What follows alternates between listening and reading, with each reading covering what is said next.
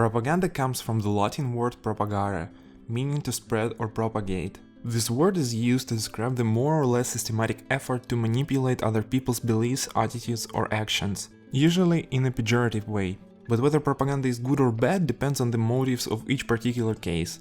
Propaganda has many different applications. It can be used in politics, business, leadership, education, advertising, social work, art, and science. During the wartime in the 20th century, propaganda was used to dehumanize and create hatred toward enemies.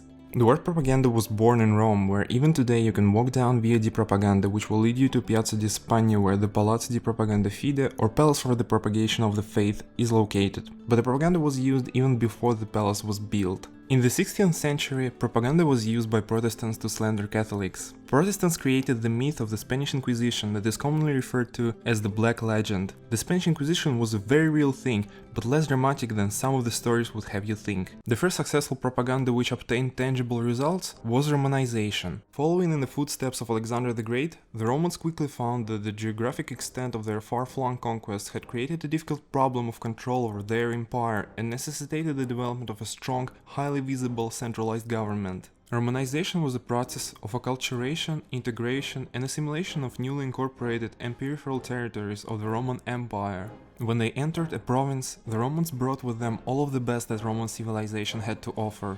Roman-style forts were built in their organized plans, high-quality administrative buildings were commissioned, and major cities were connected to Rome's famous network of roads.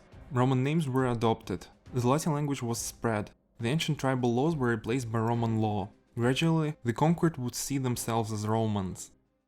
Signs of propaganda can also be found in the writings of Confucius in his Analects, where he suggested the use of good rhetoric, together with the proper forms of speech and writing, could be used to persuade men to live meaningful lives. For its philosophical and theoretical origins, propaganda can be traced back to ancient Greece. Greek civilization shows the first systematic application of propaganda in both warfare and civil life. Long before that, Egyptian pharaohs devised their own unique, personalized style of propaganda in the form of spectacular public monuments such as the Sphinx and the pyramids. The pharaohs were among the first to recognize the power of public architecture on a grand scale to demonstrate prestige and dynastic legitimacy. Although the ancient kingdoms of Sumer, Babylonia, Assyria, Egypt, and others all used techniques of propaganda, such applications were sporadic and lacked a psychological base.